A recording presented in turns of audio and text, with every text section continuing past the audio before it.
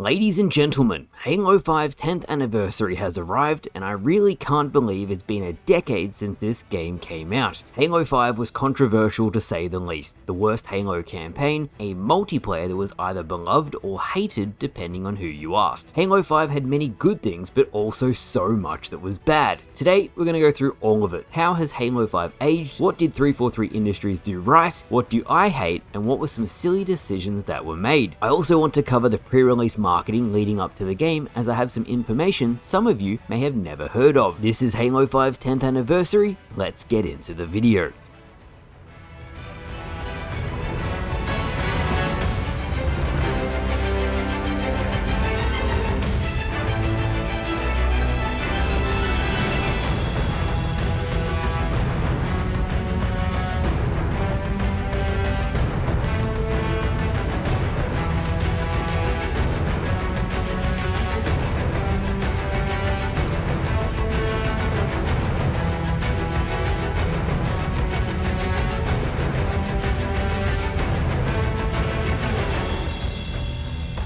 Halo 5 Guardians, a game that divided an already divisive community, was a competitive shooter created by 343 Industries. Now let me tell ya, big emphasis on the competitive. Everything about Halo 5 was competitive to the point where every single playlist at launch was ranked. That's right, 0 unranked options available for you in Arena. Halo 5 throughout its life cycle also updated its skill-based matchmaking to ramp up the competitiveness to 11, a system which is still being used in Halo today. On Halo 5, you had competitive arena. Look, again, it's that word, competitive. You had Warzone, a 12v12 pay-to-win game mode with cards, and Firefight, a PvE game mode that also used those same cards from Warzone. Halo 5 was not a complete game at launch, no Forge, no social playlist, no infection, and other lacking modes. It took just over a year post-launch to get everything into the game, and with it, a fair bit of variety, I'll admit, was added in. Numerous social playlists were added, including a split between social and ranked. New weapons and vehicles were added every single month, something that I do wish continued into Halo Infinite. Forge, for the time, on Halo 5 was revolutionary, and it allowed for lots of fun custom games to be made. There was also a brand new mode called Breakout. It was a 4v4, hyper lethal. It was supposed to be very competitive, and again, competitive, but even the pro players didn't want to play it, and within the first year,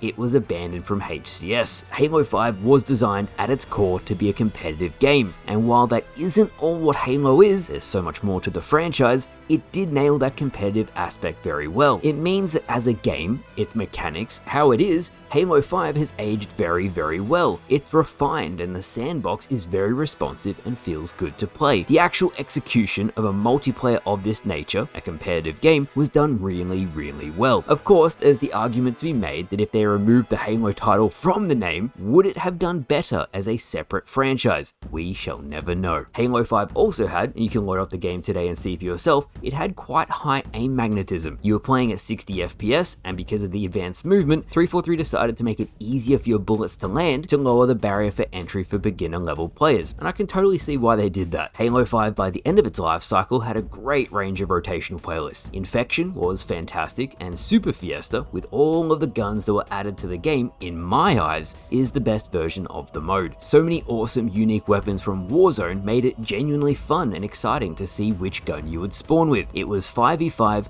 first to 75, and it was a ton of fun. The only criticism for the new content that was released on Halo 5 at the time was due to players noticing many of the new maps were just reskins of past ones. Here's an example on screen. You have Torque, and then you have Stasis, an ice version of Torque. Warzone, on the other hand, was a 12v12 mode that replaced Big Team Battle at launch. People wanted the original BTB to return, so within a few months of Halo 5 releasing, the fan favorite mode was brought back. Warzone was pay to win. YouTubers at the time were spending money in the thousands to unlock all of the weapons first. Then they would make videos with the legendary weapons and pack openings very much like FIFA. They were very common, and actually they were very, very popular. During the first year of Halo 5, you'd get one new content drop a month, something which 343 employees at the time said absolutely burnt them out. I can totally see why. To get that much content out every single month for 12 months straight, that is a Herculean effort, so I do give them their flowers for that. That is no easy feat. The new content you would would get would be like one arena map, one Warzone map, some brand new weapons, new vehicles, and some new abilities for Warzone. Warzone itself involved 2 teams of 12 fighting it out. There was 3 bases on the map and you can capture all 3. You can eliminate Spartans and also eliminate high value target bosses to score points. First to 1,000 points wins, or to destroy the enemy team's core. To destroy the core, you have to have every single base on the map. Warzone was a very popular mode because during the first year of the game, the population on Halo 5 was very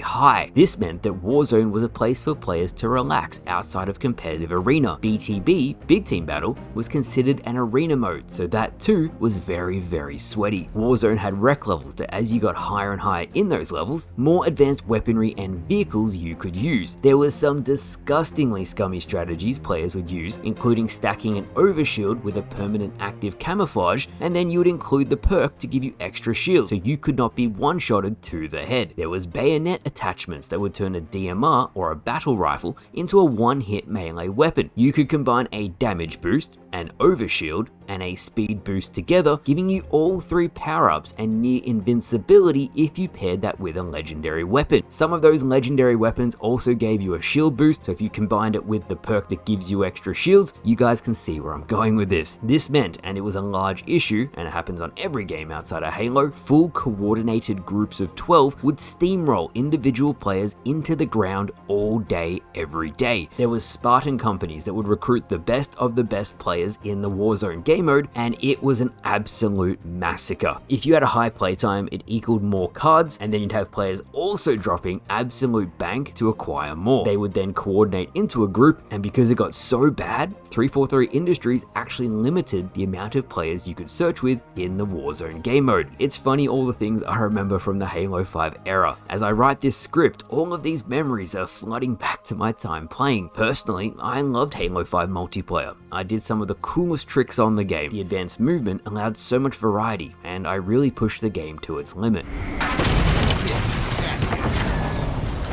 10 seconds to rocket launch. In saying that, Halo is more than a competitive game, and they got that wrong for Halo 5. Yes, there was amazing fun custom games, and yes, Forge allowed users to coordinate non-match-made fun-based experiences. But for those who just wanted to get on after work and chill in some matchmaking, it was hell. Pure hell. And it's what spawned the whole 343 only cares about competitive trend, as it really did look that way. This brings me to Halo 5's campaign, and oh boy do I have some things to say about this damn game. Right off the bat, I rate it a 2 out of 10. It is the biggest letdown of any campaign, and as someone who actually enjoyed Halo 4's campaign, some of you might be surprised to know that I'm a huge campaign nerd, but if you've seen any of my trick shots over the years, maybe that's not such a surprise. My reasons for hating Halo 5's campaign go far beyond the usual complaints of there barely being much Master Chief, as well as the narrative decisions that people strongly disagreed with. So let's start with the common complaints, and then I'll hyper-focus on some nitpicks which I greatly feel lower the quality of the campaign. Halo 5 Guardians right off the bat was marketed as a campaign where Master Chief was a traitor. Hunt the Truth was his massive story about finding out the truth about the Master Chief, and Oni assigned agent Spartan Locke and the rest of his Fireteam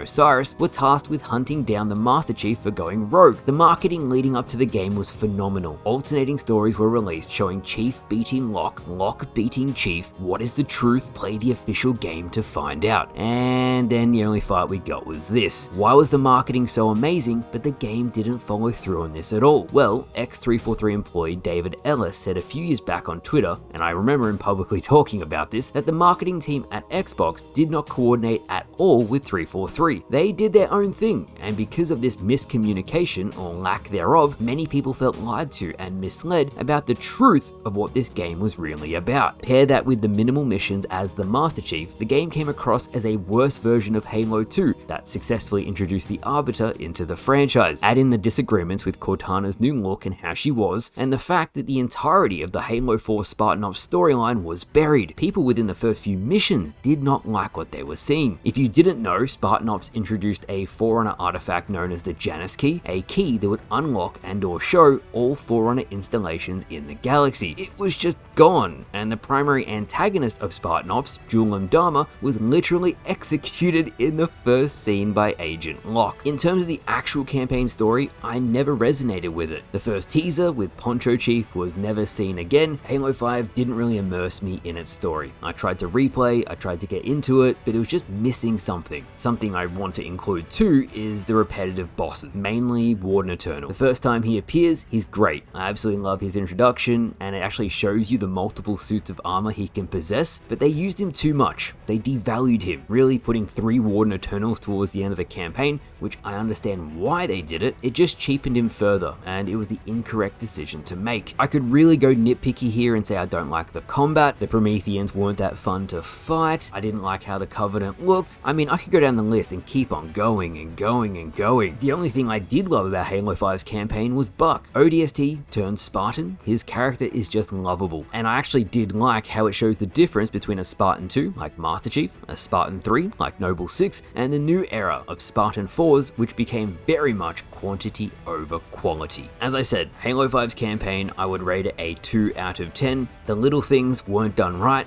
The big things were also done pretty bad. The multiplayer, however, I would give it an 8 out of 10. Overall, I can definitely see how divisive this game was. In some ways, they nailed it. In other ways, they completely missed the mark, and it's reflected in the lukewarm response that Halo fans and the broader gaming scene gave the game. Don't get me wrong, I love parts of Halo 5, especially the multiplayer, which you've seen during this video, but the things that did miss the mark, they're bad, and they can't be ignored. To celebrate Halo 5's 10th anniversary, there will be a Fireteam Osiris armor drop, which will be free to earn once the anniversary does arrive. Halo Infinite will also have one of Halo 5's most popular modes, Extermination, that will also be launching on the game. What I want to see from you guys today is what you thought of Halo 5 Guardians. What would you rate it out of 10? I'm curious as to what you have to say. Thank you all for watching. We are only a couple days away now from the brand new Unreal Halo reveal. People are very excited, some are very scared. I hope you all enjoyed today's video nonetheless, and I'll see you guys later.